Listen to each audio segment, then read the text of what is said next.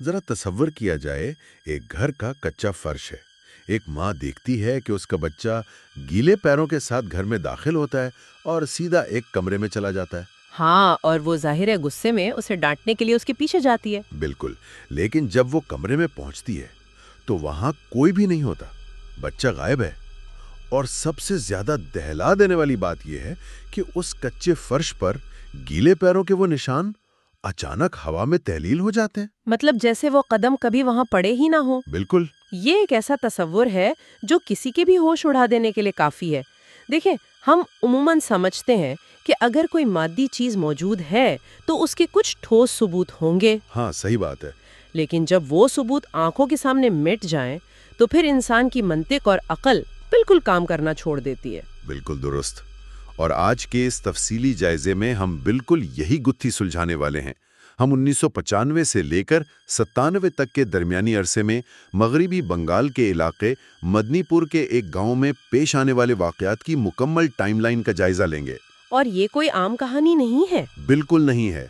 ये कहानी सिर्फ एक घर की तामीर और पुरस्रार वाकयात की नहीं है, बल्कि ये एक ऐसा केस स्टडी है जो बताता है कि जब एक इंतहाई शक्की मिजाज इंसान सदियों पुरानी रिवायात और उन्तबाहात को महज वहम समझकर ठुकरा देता है तो उसका कितना भयानक नतीजा निकल सकता है। मैं तो ये सोर्स मटेरियल पढ़कर ही हैरान रह गया था। हैरान कुन है भी, क्योंकि इस तफसीली गुफ्तगू में हमें इंसानी नफ्सियात, खास तौर पर एक शक्की हन यानी जिसे हम स्केप्टिक कहते हैं, उसके तर्ज अमल और मकामी लोक दास्तानों के दरमियान एक जबरदस्त तसादुम नजर आता है। हाँ, वो एक अलग ही बहस है।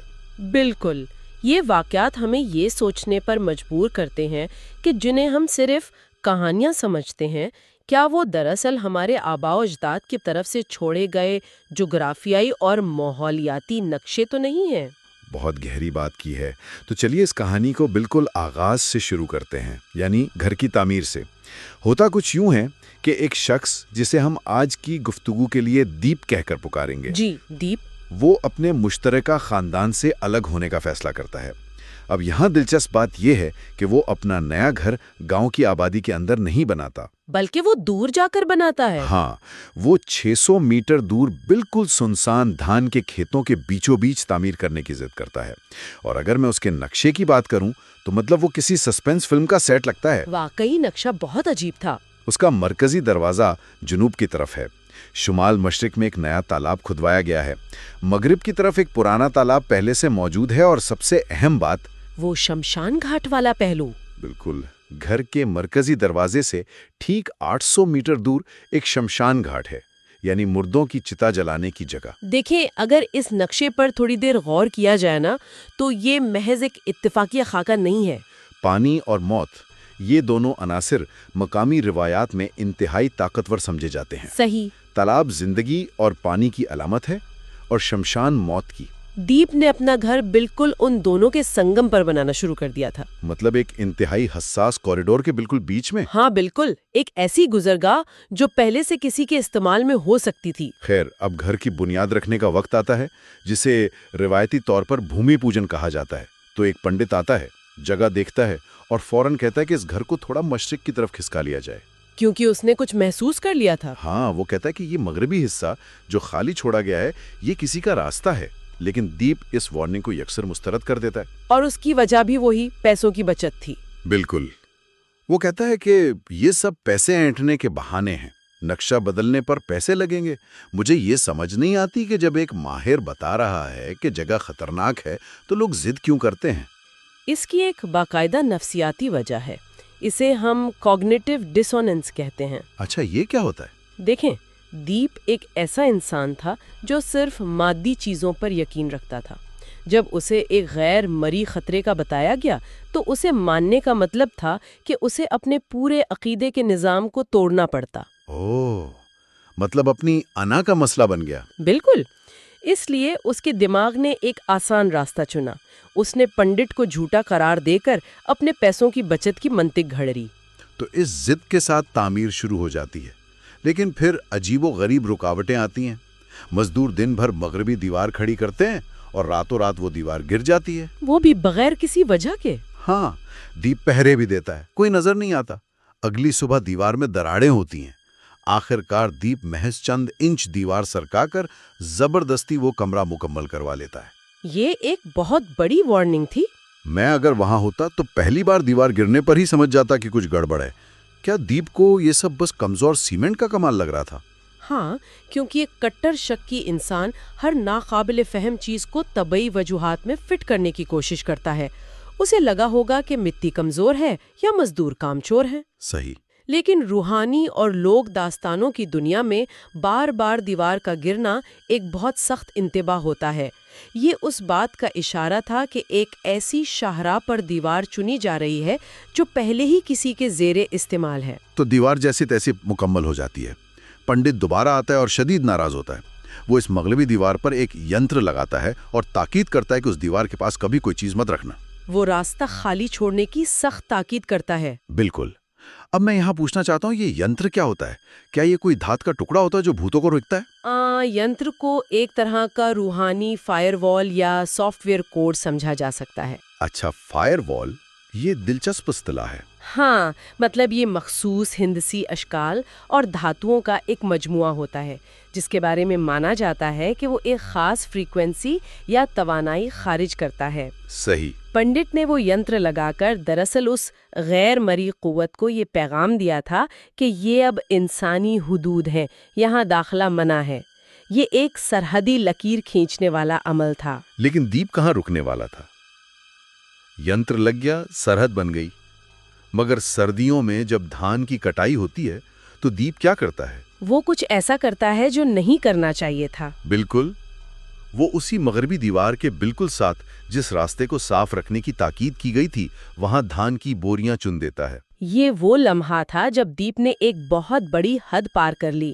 ینتر تو صرف ایک نو انٹری کا بورڈ تھا نا، لیکن دھان کی بوریاں رکھ کر اس نے اس شاہراہ کو مکمل طور پر بلاک کر دیا۔ تو اس کا نتیجہ کیا نکلنا تھا؟ یہ بالکل ایسا ہی تھا جیسے چلتے ہوئے ٹریفک کے بیچوں بیچ اچانک کنکریٹ کے بلاک رکھ دیے جائیں۔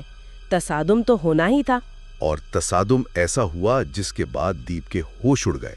اگلی صبح وہ دھان کی بوریاں اندر ہی اندر سلگ رہی تھیں۔ ہاں، یہ واقعہ بہت حیران کن تھا۔ دیپ کے بھائی نے جیسے ہی انہیں چھڑی سے چھوا وہ راکھ کے ڈھیر میں بدل گئیں۔ اب بتائیں، کیا یہ کوئی کیمیائی رد عمل ہو سکتا ہے؟ دیکھیں، فصلوں میں خود بخود آگ لگ جانا طبعی حالات میں ممکن ہے، لیکن جس طریقے سے وہ اندر سے راکھ بن چکی تھی وہ غیر معمولی تھا۔ بالکل، راکھ کا ڈھیر۔ پیرانارمل تحقیقات میں اسے پولٹرجائسٹ جیسی سرگرمیوں سے جوڑا جاتا ہے، جہاں کوئی ہستی اپنی موجودگی کا احساس دلانے کے لیے مادی چیزوں کو جلا کر یا تباہ کر کے اپنا غصہ ظاہر کرتی ہے۔ اور غصہ تو بس شروعات تھی۔ اس واقعے کے بعد گھر کے مغربی حصے کا درجہ حرارت اچانک ڈرامے طور پر گر گیا۔ برف جیسا ٹھنڈا ہو گیا۔ ہاں، وہاں ایک خون جما دینے والی سردی محسوس ہونے لگی۔ یہ ایک بہت اہم سائنسی اور مافوق الفطرت ربط ہے۔ تھرمو ڈائنامکس کے اصول کے مطابق توانائی نہ تو پیدا کی جا سکتی ہے نہ ختم۔ بالکل درست۔ تو جب کوئی غیر مرئی ہستی ہمارے مادی ماحول میں ظاہر ہونے کی کوشش کرتی ہے تو اسے توانائی درکار ہوتی ہے۔ وہ ارد گرد کی ہوا سے حرارت کھینچ لیتی ہے۔ اچھا، تو اس لیے وہ جگہ ٹھنڈی پڑ جاتی ہے؟ ہاں، وہ برف کی طرح ٹھنڈی ہو جاتی ہے۔ یہ ایک طرح کا میٹا فزیکل بلیک ہول بن جاتا ہے جو ساری حرارت نگل رہا ہوتا ہے۔ واہ، میٹا فزیکل بلیک ہول، یہ تشبیہ تو رونگٹے کھڑے کر دیتی ہے۔ تو اب اس بلیک ہول کے بیچ دیپ رات کو پہرا دینے بیٹھتا ہے کہ دیکھے آخر یہ سردی کیوں ہے۔ اور پھر اسے وہ نظر آتی ہے۔ بالکل، رات 12:15 بجے کے قریب کھڑکی کے باہر سے ایک بوڑھی عورت گزرتی ہے۔ اس نے مکمل گیلی ساڑی پہنی ہوئی ہے۔ وہ مرکزی دروازے کی طرف جاتی ہے۔ دیپ آواز دیتا ہے، وہ نہیں رکتی۔ اور تیسری رات کیا ہوتا ہے؟ تیسری رات جب دیپ اسے پھر ٹوکتا ہے تو وہ عورت مڑ کر اسے گھورتی ہے اور دیپ کو اس کے جسم سے کچی مچھلیوں کی شدید اور سڑان زدہ بو آتی ہے۔ اف، کچی مچھلی کی بو؟ ہاں، اور وہ نظر اتنی خوفناک ہوتی ہے کہ دیپ اسی رات سے شدید بیمار پڑ جاتا ہے۔ یہاں حسیاتی تفصیلات انتہائی اہم ہیں۔ دیکھیں، وہ عورت، اس کی ساڑی کا گیلا پن اور کچی مچھلی کی بو، یہ سب پانی کی طرف اشارہ کر رہے ہیں نا؟ بالکل۔ یہ کوئی عام بھوت یا سایہ نہیں تھا۔ یہ تمام چیزیں ان 2 تالابوں کا حوالہ دے رہی تھیں جو گھر کے آس پاس تھے۔ اور جب اس نے مڑ کر دیپ کو دیکھا تو وہ دراصل ایک انتباہ تھا کہ تم نے میری حدود میں مداخلت کی ہے۔ اور اس نگاہ کے بعد تو جیسے خاندان پر تباہی آ گئی، فصلیں برباد ہو گئیں، دیپ کی نوکری چلی گئی، مالی نقصان کا تو حساب ہی نہ رہا۔ ایک مسلسل منفیت کا سایہ چھا گیا تھا۔ تنگ آ کر پھر خاندان والے کولکتہ سے ایک تانترک کو بلاتے ہیں۔ وہ آتا ہے اور سب گھر والوں کی کلائی پر کالی ماتا کا ایک دھاگا باندھ دیتا ہے اور کہتا ہے کہ اسے کبھی مت کھولنا۔ اور اس کا کچھ اثر بھی ہوتا ہے۔ ہاں، اس دھاگے سے تقریباً 3 مہینے تک گھر میں مکمل امن رہتا ہے۔ کیونکہ وہ دھاگا دراصل ایک اور روحانی فائر وال تھا۔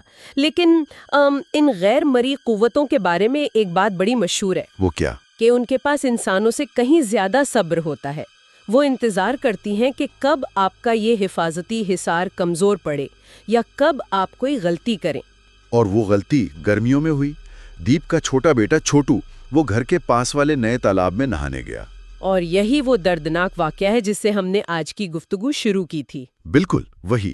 ماں دیکھتی ہے کہ چھوٹو گیلے پیروں کے ساتھ گھر آیا ہے، لیکن کمرے میں وہ نہیں ہوتا اور نشانات فرش سے مٹ جاتے ہیں، اور بعد میں بچے کی لاش اسی تالاب کے کنارے سے ملتی ہے۔ بہت ہی افسوسناک۔ اب میرا دماغ یہاں الجھ رہا ہے، اگر سب کے ہاتھوں میں وہ حفاظتی دھاگا تھا تو پھر اس ہستی نے بچے کو نقصان کیسے پہنچایا؟ کیا وہ دھاگا کام نہیں کر رہا تھا؟ نہیں، دھاگا جعلی نہیں تھا، لیکن دیکھیں کہ وہ بچہ نہانے کہاں گیا تھا۔ تالاب میں۔ بالکل، وہ دراصل اپنے حفاظتی زون سے نکل کر سیدھا اس ہستی کے سب سے طاقتور دائرے یعنی اس کے مرکز میں داخل ہو گیا تھا۔ پانی اس ہستی کا گھر تھا۔ اوہ، مطلب وہ اپنے میدان میں تھی۔ ہاں، اور جہاں تک انمٹتے ہوئے پینگ کے نشانات کی بات ہے تو یہ ایک خالصتاً نفسیاتی وار تھا۔ وہ ہستی ماں کو یہ دکھانا چاہتی تھی کہ بچہ تمہاری آنکھوں کے سامنے ہے لیکن تم اسے بچا نہیں سکتی۔ یہ تو طاقت اور انتقام کا انتہائی ظالمانہ مظاہرہ تھا۔ یہ واقعہ سن کر تو واقعی دل دہل جاتا ہے، اور اس موت کے بعد جو ہوا وہ اس سے بھی زیادہ خوفناک تھا۔ ظاہر ہے حفاظتی حصار جو ٹوٹنے والا تھا۔ ہاں، کیونکہ ہندو روایات کے مطابق خاندان میں موت کے بعد 13 دن کا سوگ منایا جاتا ہے، اور اس سوگ کے دوران پوجا پاٹ یا کسی بھی مذہبی علامت کو پہننا سختی سے منع ہوتا ہے۔ تو انہیں وہ دھاگا کھولنا پڑا؟ مجبوری میں ان تمام گھر والوں کو اپنے ہاتھوں سے وہ حفاظتی دھاگا کھولنا پڑا۔ یہ بالکل ایسا ہی ہے جیسے کمپیوٹر ایک وائرس زدہ نیٹ ورک سے جڑا ہو اور مجبوری میں اینٹی وائرس ان انسٹال کرنا پڑ جائے۔ کیا زبردست تشبیہ دی ہے آپ نے۔ سوگ کے وہ 13 دن کسی بھی انسان کے لیے نفسیاتی اور جذباتی طور پر سب سے زیادہ کمزوری کے دن ہوتے ہیں، اور جیسے ہی وہ دھاگا کھلا سمجھے وہ آخری دیوار بھی گر گئی جو ان کے اور اس ہستی کے درمیان کھڑی تھی۔ اور اس دیوار کے گرتے ہی تباہی مچ گئی۔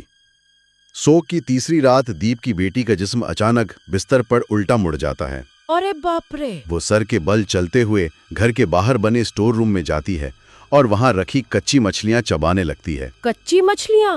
پھر سے وہی پانی والا پیٹرن؟ بالکل۔ جب گھر والے اس پر گنگا جل ڈالتے ہیں تو وہ بے ہوش ہو جاتی ہے۔ رات کو ڈر کے مارے سب ایک ہی کمرے میں سوتے ہیں، لیکن صبح وہ لڑکی غائب ہوتی ہے۔ اور وہ کہاں ملتی ہے؟ اسے اس شمشان گھاٹ میں سوتا ہوا پایا جاتا ہے جو گھر سے 800 میٹر دور تھا۔ دیکھیں، اس میں بہت واضح پیٹرن موجود ہے۔ کچی مچھلیاں کھانا اور پھر سیدھا شمشان گھاٹ پہنچ جانا۔ کیا یہ وہ لڑکی خود کر رہی تھی؟ بالکل نہیں، یہ لڑکی کا اپنا کوئی عمل نہیں تھا۔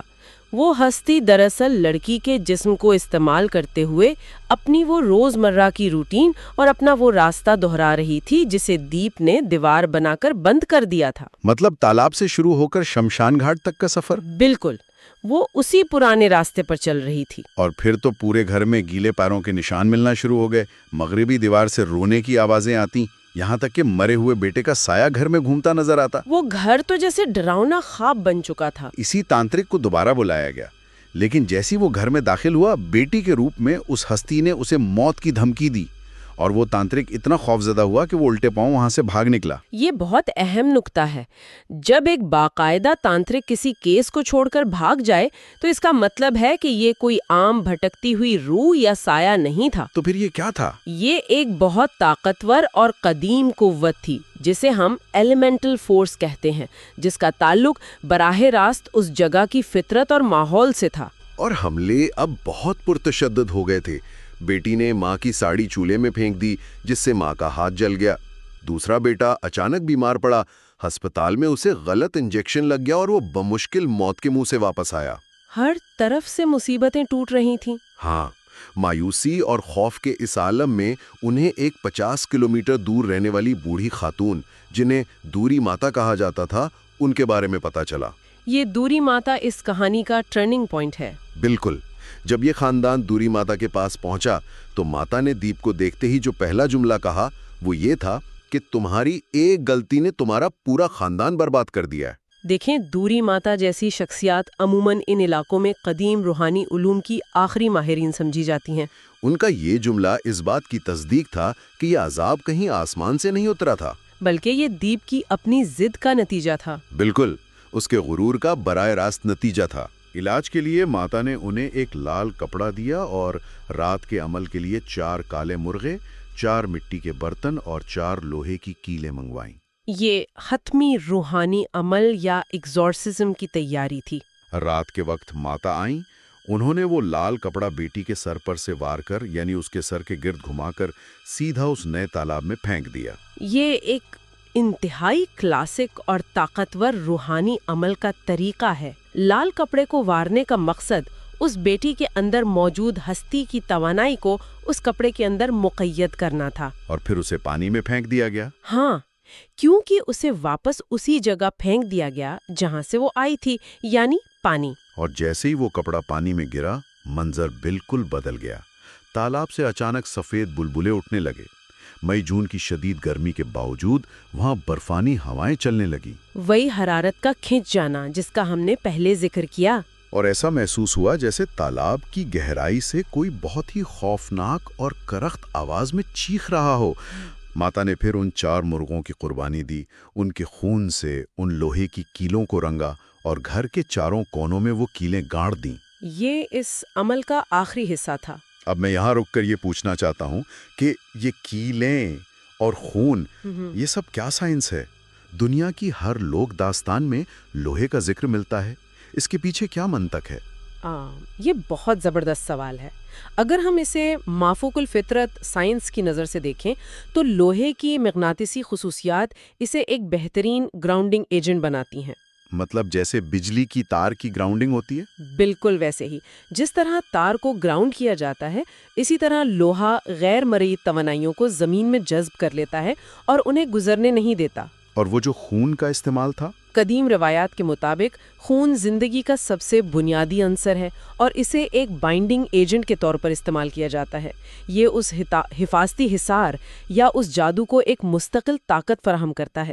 اچھا، تو چاروں کونوں میں کیلیں گاڑنے کا مقصد گھر کو محفوظ کرنا تھا؟ ہاں، اس کا مطلب تھا کہ اس گھر کے گرد ایک ایسی ناقابل عبور میگنیٹک اور روحانی فصیل کھڑی کر دی گئی جسے توڑنا اب اس ہستی کے لیے ناممکن تھا۔ اور اس عمل کے مکمل ہونے کے بعد جو انکشاف ہوا نا، وہ ایسا تھا جس نے میری عقل کو بالکل دنگ کر دیا۔ وہ اصل سچائی کا سامنے آنا تھا۔ دوری ماتا نے بتایا کہ وہ کوئی انسان کا بھوت نہیں تھا، بلکہ وہ ایک جوکھی یا جلچر تھا، یعنی پانی کی ایک مخلوق جسے ایلیمنٹل ہستی کہتے ہیں۔ ہاں، وہ مخلوق روزانہ مغرب والے پرانے تالاب سے نکل کر مشرق والے شمشان گھاٹ تک جایا کرتی تھی، اور دیپ نے اپنا نیا گھر اور خاص طور پر وہ مغربی دیوار بالکل اس جلجر کی ہائی وے یعنی اس کی مرکزی شاہراہ کے بیچوں بیچ تعمیر کرتی تھی۔ اور یہی وہ نقطہ ہے جہاں کہانی کے تمام بکھرے ہوئے ٹکڑے ایک دم آپس میں جڑ جاتے ہیں۔ بالکل جڑ جاتے ہیں۔ پانی کی وہ خون جما دینے والی سردی، مچھلی کی بدبو، ساڑی کا گیلا پن، بیٹی کا کچی مچھلیاں کھانا اور پھر چلتے ہوئے شمشان گھاٹ پہنچ جانا، سب کچھ واضح ہو گیا۔ جی ہاں، یہ سب کچھ اس جلچر کی حقیقت کو بیان کر رہا تھا۔ اور یاد ہے پنڈت کا وہ انتباہ کہ یہ کسی کا راستہ ہے، وہ 100% درست ماحولیاتی اور روحانی نقشہ تھا۔ بالکل، دیپ نے اس راستے پر دیوار کھڑی کی اور غصے میں آ کر اس مخلوق نے بار بار اس دیوار کو گرایا۔ پھر جب دیپ نے وہاں دھان کی بوریاں رکھ دیں تو اس کا راستہ بالکل بند ہو گیا، جس پر اس نے وہ تباہی کا کھیل شروع کر دیا۔ اور اس واقعے کے بعد وہ کٹر شکی دیپ جو کبھی کسی اندیکھی چیز پر یقین نہیں رکھتا تھا، وہ بالکل بدل گیا۔ اس کی وہ انا اور ضد ٹوٹ چکی تھی۔ اب وہ روزانہ باقاعدگی سے پوجا کرتا ہے اور اس نے تسلیم کر لیا ہے کہ اس کائنات میں ہر چیز انسانی عقل کے دائرے میں نہیں آتی۔ یہ ایک ایسا سبق ہے جو صرف دیپ کے لیے نہیں بلکہ دیکھا جائے تو ہم سب کے لیے ہے۔ لوگ داستانیں یا پرانے لوگوں کی کہانیاں محض وہم نہیں ہوتی، ان میں صدیوں کا مشاہدہ چھپا ہوتا ہے۔ ہاں، ہم انہیں پرانی باتیں کہہ کر ٹال دیتے ہیں۔ بالکل، لیکن یہ کہانیاں دراصل جغرافیائی حدود کی نشاندہی کرتی ہیں۔ فطرت اور ان نامعلوم قوتوں کے اپنے مقررہ راستے اور اصول ہیں۔ جب ہم اپنی جدید ٹیکنالوجی یا غرور کی بنا پر ان اصولوں کو پامال کرتے ہیں تو فطرت زبردستی اپنا وجود منواتی ہے۔ اور اس کی قیمت ہمیشہ تباہ کن ہوتی ہے۔ کیا زبردست بات کہی آپ نے۔ شکریہ۔ تو آج ہم نے اس ٹائم لائن کا جائزہ لیا کہ کس طرح 1995 میں ایک چھوٹی سی ضد سے شروع ہونے والا یہ سفر 97 تک ایک خاندان کو موت کی تاریک وادی میں لے گیا۔ چند پیسوں کی بچت اور میں ہی سب جانتا ہوں کہ خمار نے ایک معصوم بچے کی جان لے لی، اور بالآخر بقا کے لیے انہیں انہی روایات کے سامنے گھٹنے ٹیکنے پڑے جن کا وہ مذاق اڑاتے تھے۔ بالکل۔ اور گفتگو کو ختم کرنے سے پہلے یہ ایک ایسا واقعہ ہے جو ایک بہت گہرا سوال سوچنے پر مجبور کر دیتا ہے۔ وہ کیا؟ کہ آج ہم جن عالیشان اور مضبوط عمارتوں میں محفوظ بیٹھے ہیں، انسان سوچے تو صحیح کہ کیا واقعی ان کی بنیادوں کے نیچے کوئی ایسی پرانی شاہراہ نہیں دبی ہوئی؟ کیا یہ زمین کا ٹکڑا واقعی صرف اور صرف ہمارا ہے، یا ہم بھی انجانے میں کسی اور کی گزرگاہ پر اپنا ٹھکانہ بنائے بیٹھے ہیں؟ یہ واقعی ایک ایسا سوال ہے جو موجودہ طرز زندگی اور فطرت کے ساتھ ہمارے رویے پر ایک بار پھر غور کرنے کی دعوت دیتا ہے۔